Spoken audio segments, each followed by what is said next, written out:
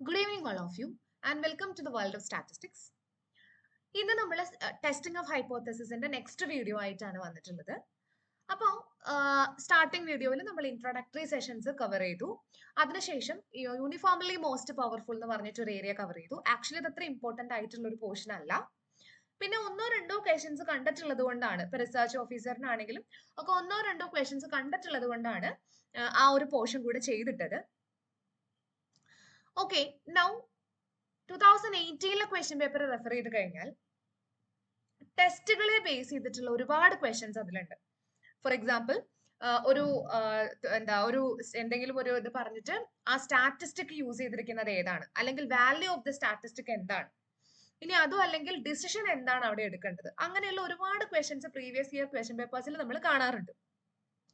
അങ്ങനെയുള്ള ക്വസ്റ്റ്യൻസ് വരുമ്പോൾ എങ്ങനെയാണ് സോൾവ് ചെയ്യാൻ പറ്റുക എന്നുള്ളതാണ് ഇന്നത്തെ വീഡിയോയിൽ നമ്മൾ ഡിസ്കസ് ചെയ്യുന്നത്.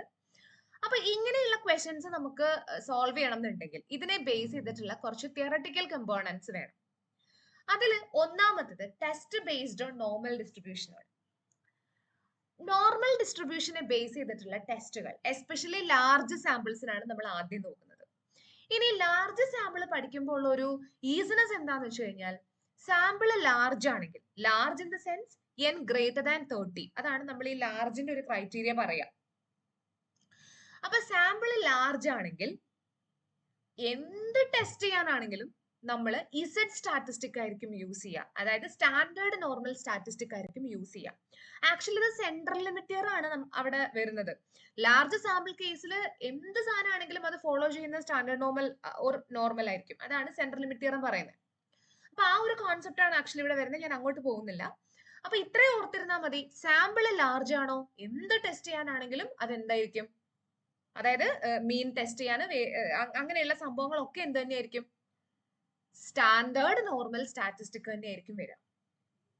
ഇനി ഒരു സ്റ്റാറ്റിസ്റ്റിക് ഫോളോ ചെയ്യുന്ന ഡിസ്ട്രിബ്യൂഷൻ ഏതാണോ ആ ഡിസ്ട്രിബ്യൂഷന്റെ ടേബിൾ വാല്യൂ കമ്പയർ ചെയ്തിട്ടാണ് നമ്മൾ ഡിസിഷൻസ് എടുക്കുന്ന ക്രൈറ്റീരിയാസ് ഉണ്ടാക്കിയിട്ടുള്ളത്. അപ്പോ നമ്മൾ പറയുന്ന സ്റ്റാറ്റിസ്റ്റിക്കുകളൊക്കെ ലാർജ് സാമ്പിൾ കേസുകളാണ്, അതെല്ലാം സ്റ്റാൻഡേർഡ് നോർമലുകളാണ്. അപ്പൊ അതിലെല്ലാം ക്രൈറ്റീരിയാസ് സെയിം ആയിരിക്കും. അതുകൊണ്ട് തൽക്കാലം ഞാൻ ടെസ്റ്റുകൾ പറഞ്ഞിട്ട് ക്രൈറ്റീരിയ ഒന്നിച്ച് പറയാം. Criteria is very important actually. ആദ്യം നമുക്ക് വൺ സാമ്പിളിലേക്ക് പോവാം. ആദ്യമായിട്ട് നമുക്ക് നോക്കേണ്ടത് testing specified mean of A population. ഒരു പോപ്പുലേഷന്റെ മീൻ ഒരു സ്പെസിഫൈഡ് വാല്യൂ ആണോ എന്ന് ടെസ്റ്റ് ചെയ്ത് നോക്കണം. അതായത് ഇപ്പൊ നോർമൽ പോപ്പുലേഷൻ എടുത്തു കഴിഞ്ഞാൽ മ്യൂ സിഗ്മ സ്ക്വയർ, ഇങ്ങനെ രണ്ട് പാരാമീറ്ററുകളാണ് ഉള്ളത്. ഇതിൽ ഈ മ്യൂവിന്റെ വാല്യൂ ഒരു പെർട്ടിക്കുലർ മ്യൂ നോട്ട് ആണോ എന്നാണ് എനിക്ക് ടെസ്റ്റ് ചെയ്ത് നോക്കേണ്ടത്. അപ്പൊ യൂഷ്വലി അത് വായിക്കുന്ന ഒരാൾക്ക് ഉണ്ടാകാവുന്ന ഒരു കൺഫ്യൂഷൻ ആണ്. അപ്പൊ സിഗ്മ സ്ക്വയർ നമ്മൾ എന്ത് ചെയ്യും? സിഗ്മ സ്ക്വയറിന് അവിടെ രണ്ട് ഓപ്ഷൻസ് ആണ് ഉണ്ടാവുക. ഒന്നുകിൽ സിഗ്മ സ്ക്വയർ ഒരു നോൺ ആയിട്ടുള്ള ക്വാണ്ടിറ്റി ആയിരിക്കും, സേ 2, 3, അങ്ങനെ നോൺ ആയിട്ടുള്ള ഒരു ക്വാണ്ടിറ്റി ആയിരിക്കും. അപ്പൊ അതിനെ നമുക്ക് അറിയാവുന്ന ഒരു കോൺസ്റ്റന്റ് ആയിട്ട് കൺസിഡർ ചെയ്യാം. അതർവൈസ് അത് അൺനോൺ ആയിരിക്കും, അതെനിക്ക് അറിയാത്തൊരു ക്വാണ്ടിറ്റി ആയിരിക്കും. അങ്ങനെ രണ്ട് സിറ്റുവേഷൻസ് ആണ് ബേസിക്കലി ഉണ്ടാവുക. ഓക്കെ, ആ രണ്ട് സിറ്റുവേഷൻസും നമുക്ക് നോക്കാം. ഒന്നാമത്തെ സിറ്റുവേഷൻ ആണെങ്കിൽ എനിക്കൊരു പോപ്പുലേഷന്റെ മീൻ ഒരു സ്പെസിഫൈഡ് വാല്യൂ ആണോ എന്ന് ടെസ്റ്റ് ചെയ്യണം. ആദ്യത്തെ കേസിൽ സ്റ്റാൻഡേർഡ് ഡീവിയേഷൻ അറിയാം. അപ്പൊ ഉപയോഗിക്കുന്ന സ്റ്റാറ്റിസ്റ്റിക് ഏതാണ്?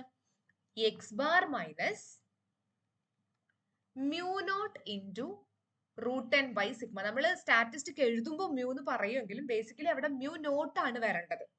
മ്യൂ നോട്ട് ആണ് അവിടെ ഉള്ളത്. കാര്യം അതാണ് നമുക്ക് അറിയാവുന്നത്. ഇത് സബ്സ്റ്റിറ്റ്യൂട്ട് ചെയ്ത് സ്റ്റാറ്റിസ്റ്റിക്കിന്റെ വാല്യൂ കണ്ടുപിടിക്കണമല്ലോ.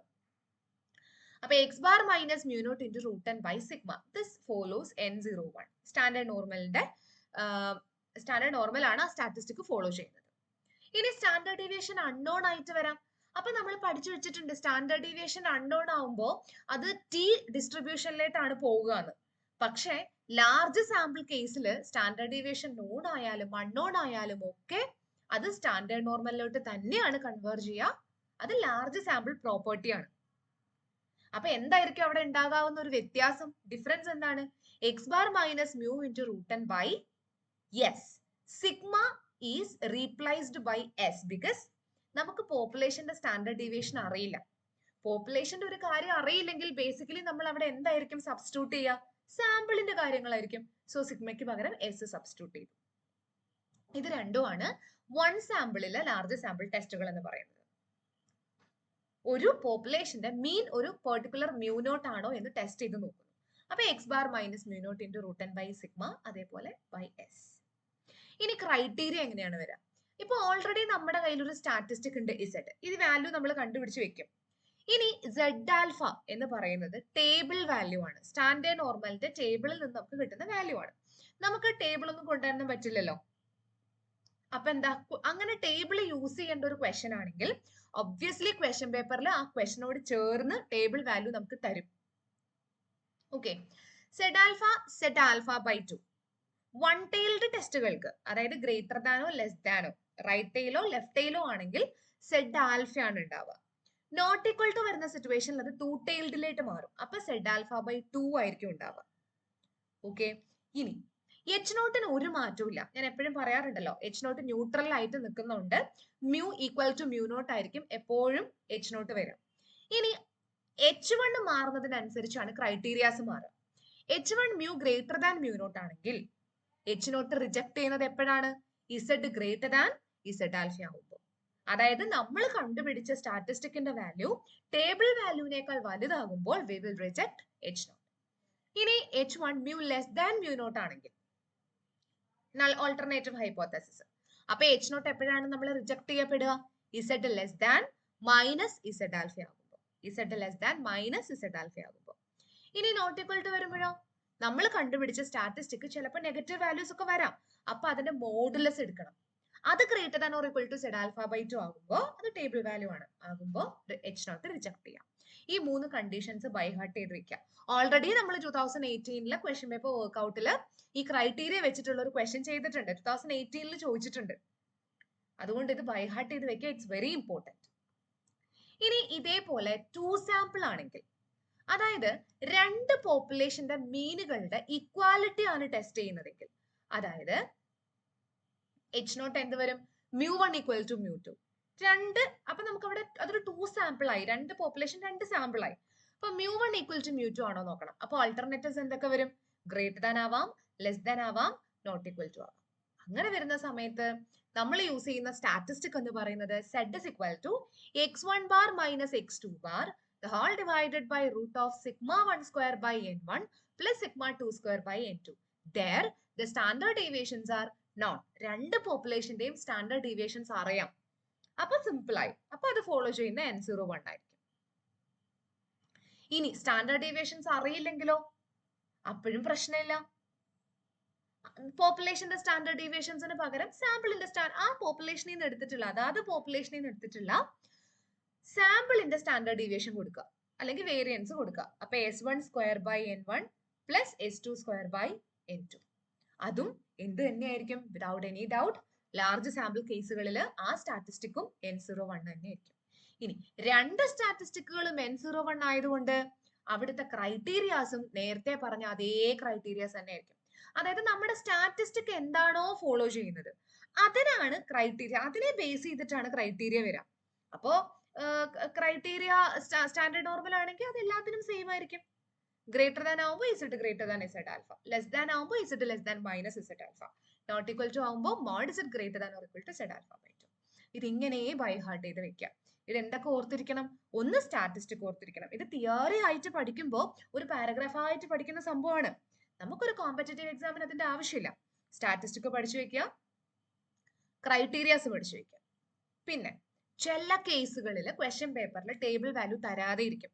അപ്പൊ കോമൺ ആയിട്ട് ചോദിക്കുന്ന ഒരു 2 or 3 എണ്ണം ഉണ്ട് സ്റ്റാൻഡേർഡ് നോർമലിൽ. അതൊന്ന് ബൈ ഹാർട്ട് ചെയ്ത് വെക്കാം. ഒരു 1.96 1.69 ഒക്കെ ആയിട്ട് 1-2 എണ്ണം ഉണ്ട്. അതൊന്ന് ഓർത്ത് വെക്കാം. ഓക്കെ, ഇത്രയുമാണ് ലാർജ് സാമ്പിൾ കേസിൽ 1 സാമ്പിളും 2 സാമ്പിളും വരുന്നത്. ഇനിയും ഉണ്ട് ലാർജ് സാമ്പിള്. പ്രപ്പോർഷൻ ഉണ്ട്, കോറിലേഷൻ കോഎഫിഷ്യന്റ്, അങ്ങനെ കുറെ ഉണ്ട്. ഒത്തിരി ലെങ്തി ആക്കി എടുക്കാൻ പറ്റാത്തതുകൊണ്ട് ഇത്രയും മാത്രം ഞാൻ ഇതിൽ കൊടുത്തു. അടുത്ത വീഡിയോയിൽ ഉണ്ടാവും. പ്രപ്പോർഷൻ ടെസ്റ്റ് ചെയ്യുന്നതും അതിന്റെ സ്റ്റാറ്റിസ്റ്റിക്കും അതിന്റെ ക്രൈറ്റീരിയാസും ഒക്കെ നെക്സ്റ്റ് വീഡിയോയിൽ പറയും. അപ്പൊ ഇത് ബേസ് ചെയ്തിട്ട് കുറച്ച് ക്വസ്റ്റ്യൻസ് നോക്കാം. ഒന്ന്, A population is distributed as n mu 10.24. A sample of 576 items has a mean 4.7. Then the value of the statistic set to test H naught mu equal to 5.2.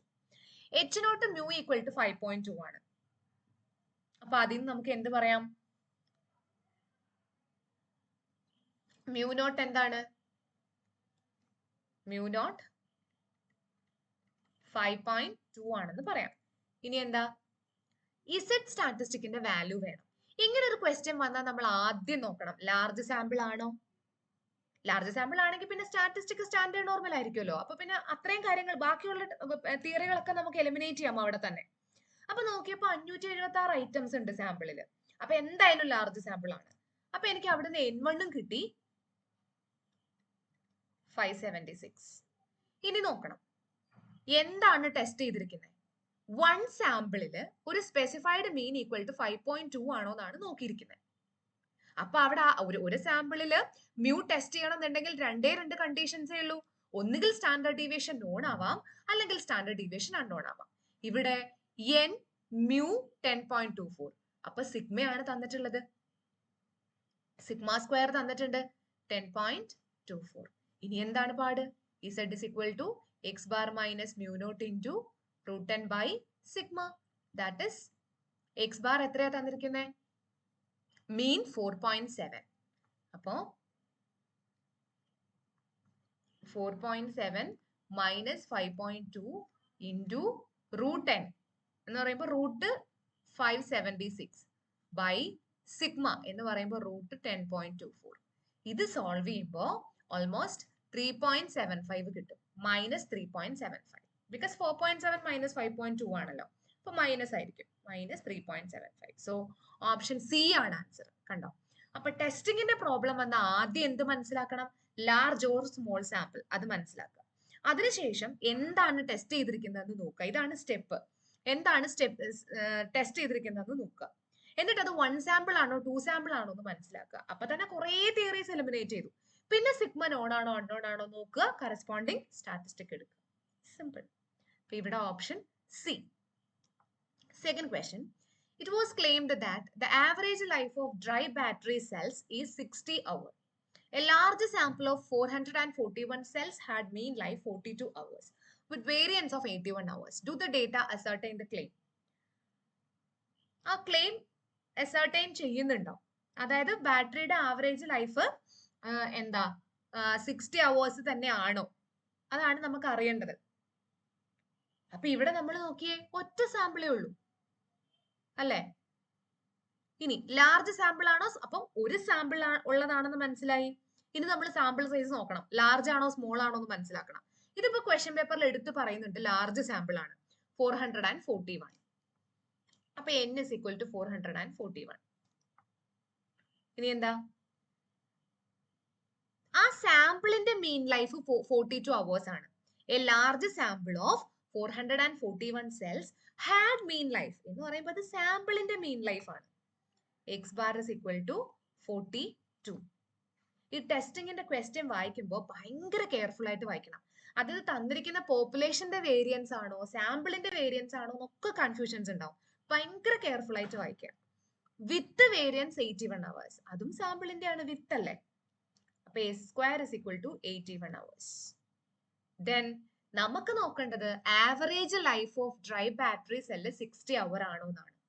അതായത് H naught mu equal to 60 ആണോ എന്ന് നോക്കണം. ആണോ? അപ്പൊ സ്വാഭാവികമായിട്ടും alternative എന്തായിരിക്കും? അല്ല. അതല്ലെങ്കിൽ എടുത്ത് പറയുമായിരുന്നു. ഗ്രേറ്റർ ദാനോ ലെസ് ദാനോ ആണെങ്കിൽ ഗ്രേറ്റർ ദാൻ 60 ആണോ എന്ന് എടുത്ത് പറയുമായിരുന്നു. അങ്ങനെയൊന്നും പറയാത്ത സ്ഥിതിക്ക് ഓൾട്ടർനേറ്റീവിന് ഒരൊറ്റ ഓപ്ഷനേ ഉള്ളൂ, നോട്ട് ഈക്വൽ ടു. ഇപ്പൊ നോക്ക്, ഇതിനകത്ത് എവിടെയും സിഗ്മ ഇല്ല. അപ്പൊ സ്റ്റാൻഡേർഡ് ഡീവിയേഷൻ അൺനോൺ ആയിട്ടുള്ള കേസാണ് ഇവിടെ വരിക. So Z is equal to X bar minus mu naught 60 into root 10 root 441 by S root 81. ഇത് സോൾവ് ചെയ്യുമ്പോൾ മൈനസ് 42 കിട്ടും. ഇത് ഫോളോ ചെയ്യുന്നത് N01 ആണ്. ബിക്കോസ് സാമ്പിള് വളരെ ലാർജ് ആണ്, 441 ആണ്. അപ്പൊ ഭയങ്കര ലാർജ് ആയിട്ടുള്ള ഒരു പോപ്പുലേഷൻ സാമ്പിൾ ആണ്. അപ്പൊ എന്തായാലും ലാർജ് സാമ്പിൾ ആണ്. So that follows N01. അപ്പൊ മൈനസ് 42 കിട്ടി. H1 എന്ന് പറയുന്നത് ഓൾട്ടർനേറ്റീവ് നോട്ട് ഈക്വൽ ടു ആണ്. അപ്പൊ റിജക്ഷൻ ക്രൈറ്റീരിയ എന്താ? Mod Z greater than or equal to Z alpha by 2 വരണം. ഓക്കെ. അപ്പോ പ്രത്യേകിച്ച് സിഗ്നിഫിക്കൻസ് ലെവൽ ആൽഫ പറഞ്ഞിട്ടില്ലെങ്കിൽ നമ്മൾ 0.05 ആണ് എടുക്കുക, അല്ലെങ്കിൽ 0.95 ആണ് എടുക്കുക. അപ്പോ ഇസഡ് ആൽഫ ബൈ 2 എന്താണ് വരിക? 1.96. അത് ഓർത്ത് വെച്ചോളാം, ബൈ ഹാർട്ട് ചെയ്ത് വെച്ചോളാം. അല്ലെന്നുണ്ടെങ്കിൽ മിക്കവാറും ക്വസ്റ്റ്യൻ പേപ്പറിൽ ഇസഡ് ആൽഫ ബൈ 2 തരാറുണ്ട്, മോസ്റ്റ് കോമൺലി തരാറുണ്ട്. ഇനി മോഡ് ഇസഡ് എന്ന് പറയുന്നത് 42. This obviously greater than or equal to 1.96. Correct ആണ്. So we reject H naught. അപ്പൊ നമ്മൾ എച്ച് നോട്ട് റിജക്ട് ചെയ്തു. അതായത് ആവറേജ് ലൈഫ് ഓഫ് ബാറ്ററി 60 അല്ല, വ്യത്യാസം വരാം. ഓക്കെ, റിജക്ട് എച്ച് നോട്ട് ആണ്. അപ്പൊ എച്ച് നോട്ട് റിജക്ട് ചെയ്തു, എന്തായാലും 60 അല്ല. മനസ്സിലായോ? അത് വളരെ സിമ്പിൾ ആണ് ആക്ച്വലി. ആദ്യം ക്വസ്റ്റ്യൻ വായിക്കാം, എന്നിട്ട് എലിമിനേറ്റ് ചെയ്യാം. ഫസ്റ്റ് ഓഫ് ഓൾ എന്താ നോക്കണ്ടേ, എന്താണ് ടെസ്റ്റ് ചെയ്യേണ്ടത്? അപ്പൊ ഒരു മ്യൂ ഈക്വൽ ടു 60 ആണോ എന്നാണ്. ഒറ്റ സാമ്പിളേ ഉള്ളൂ. ഇനി ലാർജ് ഓർ സ്മോൾ, 441 സെൽസ് ആണ്. So the sample size is very high. And ബാക്കിയുള്ളതൊക്കെ എടുത്തെഴുതുക. അപ്പൊ പിന്നെ ടെസ്റ്റ് ചെയ്യാനുള്ള കാര്യങ്ങളൊക്കെ കിട്ടി. ഇവിടെ വരെ സിമ്പിൾ ആയിട്ട് എടുക്കാം. ഇത് പേടിക്കേണ്ട, ക്വസ്റ്റ്യൻ പേപ്പറിൽ മിക്കവാറും ഉണ്ടാവും ഇസഡ് ആൽഫ ബൈ 2 എന്താണെന്നുള്ളത്. എന്നിട്ട് ക്രൈറ്റീരിയ ഓർത്ത് വെക്കണം, എന്നാലല്ലേ കൺക്ലൂഷൻസ് നമുക്ക് പറയാൻ പറ്റൂ. ഓക്കെ, അപ്പൊ അത് വെച്ചിട്ട് റിജക്ട് ചെയ്തു. അപ്പൊ ആൻസർ എന്ത് വരും? The claim is refuted. Refuted എന്ന് പറഞ്ഞാൽ അതിന്റെ അർത്ഥം ഫാൾസ് ഓർ ഇൻകറക്റ്റ് എന്നാണ്. അപ്പൊ ക്ലെയിം തെറ്റാണ്. അതായത് ഡ്രൈ ബാറ്ററി സെല്ലിന്റെ ആവറേജ് ലൈഫ് 60 അല്ല. അപ്പൊ അതിൽ കൺഫ്യൂഷൻ വരികയാണെങ്കിൽ ഓപ്ഷൻ ബി നോക്ക്, ദ ക്ലെയിം ഈസ് അക്സെപ്റ്റഡ് എന്ന് വെച്ചാൽ ആവറേജ് ലൈഫ് 60 ആണെന്ന്. അല്ല, അത് റിജക്ട് ചെയ്തു നമ്മളിപ്പോ ചെയ്ത് കണ്ടുപിടിച്ചു. എന്തായാലും നോട്ട് ഡിസിഷൻ ഇസ് പോസിബിൾ എന്ന് പറയാൻ പറ്റില്ല. ടെസ്റ്റിംഗിൽ നമുക്ക് ക്ലിയർ ആയിട്ടുള്ള ക്രൈറ്റീരിയാസ് ഉണ്ട്. Then none of the above അല്ല. അപ്പൊ ഓപ്ഷൻ എ ആണ്, the claim is refuted. Option A. The last question, for two populations in mu1 sigma 1 square and into mu2 sigma 2 square with standard deviations are unknown, then h naught mu1 equal to mu2 test ചെയ്യാനുള്ള test statistic ഏതാണ്? Unknown ആയതുകൊണ്ട് അവർ large സാമ്പിളിന് എടുത്തു പറഞ്ഞിട്ടുണ്ട്. അപ്പൊ ഏതാണ്? ഇപ്പൊ കുറച്ചു മുന്നേ സ്ലൈഡിൽ കാണിച്ചു തന്നല്ലേ, x1 bar minus x2 bar by root of s1 square by n1 plus s2 square by n2. അപ്പോ ഇങ്ങനെയുള്ള ക്വസ്റ്റ്യൻസ് ആണ് ഈ ഭാഗത്ത് നിന്ന് ചോദിക്കുക. അപ്പോ ക്രൈറ്റീരിയാസും സ്റ്റാറ്റിസ്റ്റിക്കും കമ്പൽസറി ആയിട്ട് ബൈ ഹാർട്ട് ചെയ്ത് വെക്കാം. ഓക്കെ, അപ്പൊ എന്തെങ്കിലും ഡൗട്ട്സ് ഉണ്ടെങ്കിൽ ആസ് യൂഷ്വൽ കമന്റ് ബോക്സിൽ ചോദിക്കാം. പിന്നെ കമന്റ്സിന്റെ റിപ്ലൈ തരാൻ ചിലപ്പോ 1-2 ഡേയ്സ് നമ്മൾ ഡിലേ ആവുന്നത് കുറച്ച് പരിപാടികള്, വർക്കും കാര്യങ്ങളൊക്കെ ഉള്ളതുകൊണ്ടാണ്. അപ്പൊ അത് നമുക്ക് നോക്കി റിപ്ലൈസ് തരാം. അപ്പോൾ wait for the next video and thank you for watching.